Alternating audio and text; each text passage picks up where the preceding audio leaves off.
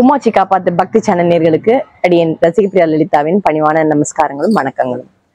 இந்த எபிசோட்ல நம்ம பார்க்க போறது ஆடி மாச சிறப்புகள். ஆடி மாதம்ங்கிறது அம்மன் மாதம் அப்படிங்கிறது நம்மளுக்கு எல்லாருக்குமே தெரியும். ஆடி பிறந்துட்டாலே நம்மளோட இல்லங்களும் சரி கோவில்களும் சரி அப்படியே திருவிழா கோலத்துல தானே நம்ம அதை பாக்குறோம் இல்லையா. அது அந்த ஆடி மாசம் வரப்போறது அப்படின்னு சொன்ன உடனே வீடு அப்படியே ஜொலி ஜொலிப்போட புது பொலிவோட அப்படின்னு சொல்றோம்ல, அந்த மாதிரி ஒவ்வொரு இல்லமும் பெண்களால தயாராக்கப்படுறது அப்படின்னு நம்ம சொல்லணும். இப்போ இந்த ஆடி மாதத்தோட சிறப்புகள், இந்த மாதத்துல வர விரதங்கள், அதுக்கு உண்டான பூஜைகள், அதுக்கப்புறமா ஆடி மாதத்துல வர பண்டிகைகள், இதெல்லாம் பத்தி தான் நம்ம பேச போறோம். முதல்ல இந்த ஆடி மாசம் பத்தி சிறப்பை பத்தி பேசிடுவோம், அதுக்கப்புறமா ஒரு விஷயமா பார்க்கலாம். பொதுவா ஆடி மாதம் அப்படிங்கறத எடுத்துட்டோம் அப்படின்னா நம்மளோட தமிழ் மாதங்கள்ல 4வது மாதம், அது எல்லாருக்குமே தெரிஞ்ச விஷயம். அதுல நம்ம அதாவது சித்திரை, மேஷம், வைகாசி, ரிஷபம், ஆனி, மிதுனம், ஆடி, கடகம்னு ராசிகளோட தான் நம்ம என்ன பண்றோம் அப்படின்னா ஒப்பிட்டு தான் அதை பேசுறது வழக்கம். இந்த ஆடி கடகம் அப்படிங்கும்போது கடக ராசியில சூரியன் பிரவேசிக்கிறார். அந்த பிரவேசம் செய்யும் போது கடக ராசிக்குள்ள அவர் போறார் அப்படின்னு சொல்றோம். ஆனா கடக ராசியோட அதிபதி அப்படின்னு பார்த்தோம்னா சந்திரன். அதாவது சூரியன் சந்திரனோட ஆட்சியில இருக்கிற அந்த ராசிக்குள்ள போகும்போது ஆட்டோமேட்டிக்காவே என்ன ஆயிடுறது, அந்த சூரிய கிரணங்களோட அந்த அந்த தாக்கம் அப்படின்னு சொல்றோம்ல, அது குறைஞ்சு பக்குவமாயி நம்மளுக்கு ஒரு அதாவது சீதோஷ நிலையும் மாறி நம்ம இப்போ ஏதாவது நம்ம அந்த சூழ்நிலைக்கு ஏத்தா மாதிரி நம்ம என்ன பண்ணிக்கிறோம் அப்படின்னு கேட்டோம்னா நம்மளோட உடல் அப்படிங்கிற அந்த உடல் சார்ந்த விஷயங்களும் மாறுறது. அதே மாதிரி சீதோஷ நிலையினால என்ன ஆறுது அப்படின்னு கேட்டோம்னா நம்மளை சுத்தி இருக்கிற எல்லா விஷயத்தையும் நம்ம பக்குவமா செய்யறதுக்கும் இந்த ஆடி மாசம் ரொம்ப ஒரு அற்புதமான மாதம் அப்படின்னு சொல்லலாம். பொதுவாகவே மார்கழியில பார்த்தோம் அப்படின்னா நான் மாதங்கள்ல நான் மார்கழியா இருக்கேன் அப்படின்னு சொல்றாரு மகாவிஷ்ணு. ஆனா அதே மாதிரி பார்த்தோம் அப்படின்னு சொன்னா சக்திய வழிபாடு, சாக்த வழிபாடு அப்படின்னு சொல்றோம் இல்லையா, அந்த சாக்த வழிபாடு, சக்தி வழிபாடுல இத அப்படியே அம்மன் மாதம் அப்படின்னு தான் சொல்றாங்க. ஆடி மாதம் முழுக்கவே அம்மனோட சிறப்புகள், அம்மனுக்கு உண்டான வழிபாடுகள், விரதங்கள் தான் நம்ம டாப் லிஸ்ட்லவே இருக்கும் அப்படின்னு சொல்லலாம். அந்த வழியில பார்த்தோம் அப்படின்னா முதல்ல ஆடி அப்படின்னு சொல்லிட்டாலே ஆடி செவ்வாய், அதுக்கு அடுத்தது அந்த ஆடி வெள்ளி. இந்த ஆடி செவ்வாயில இந்த தடவை பாத்தீங்க அப்படின்னா இந்த 2025 இந்த ஆடி மாசத்துல பார்த்தோம் அப்படின்னா இந்த விஸ்வாவசு ஆண்டுல 5 வெள்ளிக்கிழமை வருது. சில சமயங்கள்ல 4 வெள்ளிக்கிழமை வரும். அதிக மாசம் அப்படிங்கிறதுனால ரொம்ப அழகாவே 5 வெள்ளிக்கிழமை நம்மளுக்கு என்ன சொல்றது, ரொம்ப அப்படியே குதூகலத்தோட இன்னொரு இந்தாப்புடி அப்படின்னு சொன்ன மாதிரி 5 வெள்ளிக்கிழமை வந்திருக்கு. அந்த 5 வெள்ளிக்கிழமை சிறப்பா கொண்டாடுறோம். அதே மாதிரி ஆடி செவ்வாய் ரொம்ப ரொம்ப விசேஷமான ஒரு நாள். இந்த ஆடி செவ்வாயில பார்த்தோம் அப்படின்னு கேட்டோம்னா ஔவையார் விரதம்னு சொல்லிட்டு பெண்கள்லாம் இருப்பாங்க. இப்ப அந்த விரதம்லாம் இருக்கிறதுக்கே எப்படி இருக்குன்னு தெரியாது அப்படின்னு சொல்றாங்க. அதை பத்தி நம்ம பின்னாடி பேசுவோம். ஆடி செவ்வாய், ஆடி வெள்ளின்னு. இதுக்கு அடுத்தது பார்த்தோம் அப்படின்னு சொன்னா ஆடி கிருத்திகை. அந்த ஆடி கிருத்திகை இந்த தடவையும் பார்த்தோம் அப்படின்னா 2 கிருத்திகை வருது. பொதுவாகவே ஒரு மாசத்துல 2 திதி, அதாவது 2 நட்சத்திரங்கள் வந்தது அப்படின்னு சொன்னோம்னா முதல் நட்சத்திரத்தோட பின்னாடி இருக்கிற நட்சத்திரத்தை தான் நம்ம ஸ்ட்ராங்கா பிடிச்சிப்போம். அதுதான் காலங்காலமா நம்மளோட பெரியவங்க நம்மளுக்கு சொல்லி கொடுக்கறது.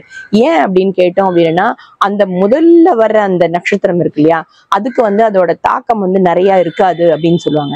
பின்னாடி வர நட்சத்திரங்கள் இது எதுக்காக இதை சொல்ல வேண்டியதா இருக்கு அப்படின்னு கேட்டோம்னா, இப்போ நம்மளோட பிறந்த நாட்கள் அப்படின்னு சொல்றோம் இல்லையா, இந்த பிறந்த நாளை நம்ம டேட் ஆஃப் பர்த்ல வச்சு கொண்டாடுற வழக்கமே அன்னைக்கெல்லாம் கிடையாது. அது எங்களோட காலத்திலும் சரி முன்னாடி காலத்திலயுமே பார்த்தோம் அப்படின்னா இந்த பிறந்த நாள் அப்படிங்கிற ஒரு விஷயத்த நம்ம டேட் ஆஃப் பர்த் வச்சு கொண்டாடவே மாட்டோம்.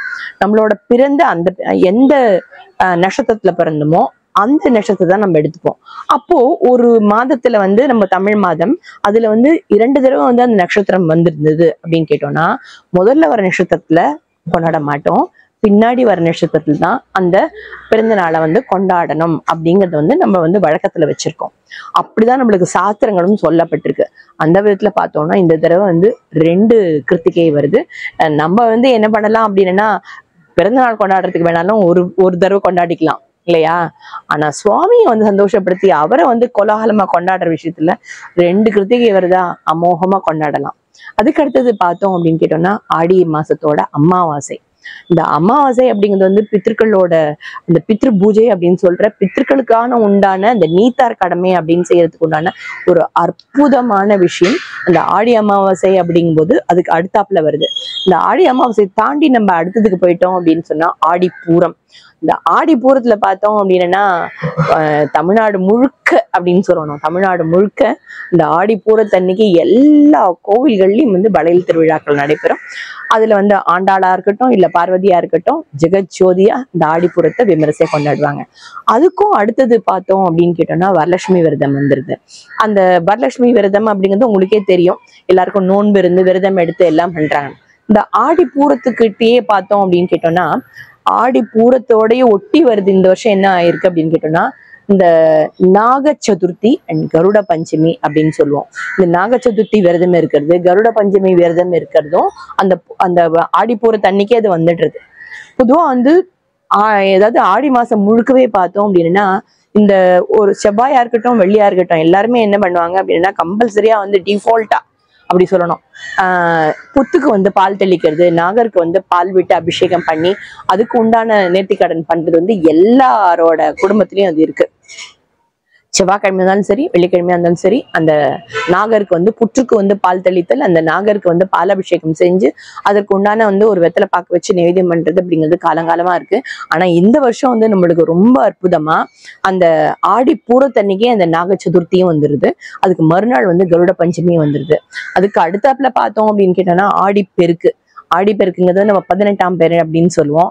பொதுவா நீர்நிலைகளுக்கு பக்கத்துல இருக்கிறவங்களா இருந்தாலும் சரி இல்ல நம்ம டவுன்ல தான் இருக்கோம் அப்படின்னா கண்டிப்பா நம்ம என்ன பண்ணலாம், நம்ம குடும்பத்தோட ரொம்ப அற்புதமா நீர்நிலைகள் கிட்டக்க ஒரு அதாவது நீர்நிலைகள் கிட்டனா பொதுவா எங்களை பொறுத்த வரைக்கும் அந்த காலத்துல எல்லாம் வந்து ஒரு நதி இல்லைன்னா ஒரு ஆத்தங்கரைக்கு போய் எல்லாரும் குடும்பத்தோட உட்காந்து அழகா கலந்த சஞ்சித்திரானம் சொல்றோம் இல்லையா, அதெல்லாம் எடுத்துன்னு போய் சாப்பிடுற வழக்கம் உண்டு. புதுமண தம்பதிகள் அப்படின்னு எடுத்தோம்னா அவங்களுக்குன்னு சில சடங்குகள்லாம் இருக்கு, அதெல்லாம் செய்யறது அப்படின்னு. ஸோ ஆடி பெருக்கு அப்படிங்கிறதும் நம்மளோட அந்த கொண்டாடுற இதுல வந்து அதுவும் வந்து ரொம்பவே முக்கியமான ஒரு விஷயம் அப்படின்னு சொல்லலாம். அதை பத்தியும் நம்ம வந்து பின்னாடி நம்ம எபிசோட்ல பார்க்க போறோம். இந்த ஆடி பெருக்குக்கு அப்புறம் பின்னாடி பார்த்தோம் அப்படின்னா அதுவே ஆடி பெருக்குங்கிறது வந்து 18ஆம் பேருன்னு சொல்லி அது சொல்ற வழக்கம் உண்டு.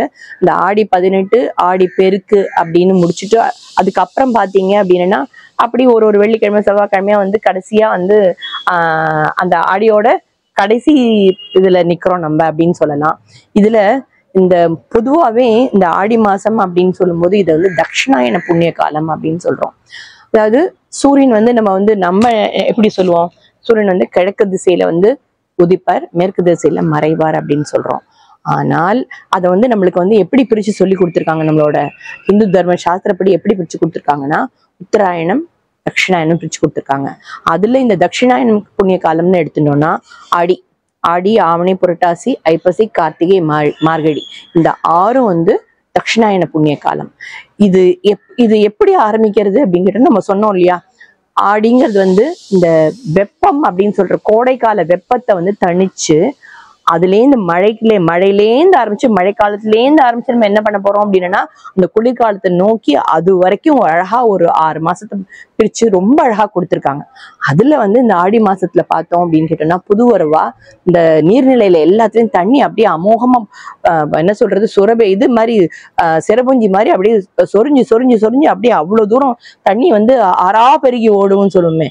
நம்மளோட ஆறுகள்லாம் அப்படித்தானே இருக்கு, இன்னைக்கு வற்றி போய் தானே கிடக்கு. அதுல வந்து இந்த புது மழை வந்து மழையை வந்து வரவேற்று மாரி காலத்துல மாரி அம்மனை வந்து நம்ம வந்து வழிபடணும் அப்படிங்கிறதுக்கு தான் ரொம்ப அற்புதமா வந்து இந்த ஆடி மாதத்துல வந்து அந்த நதி நீராடுதல் அப்படிங்கிறது வந்து நம்மளுக்கு ரொம்பவே குறிப்பிட்டு சொல்லியிருக்காங்க.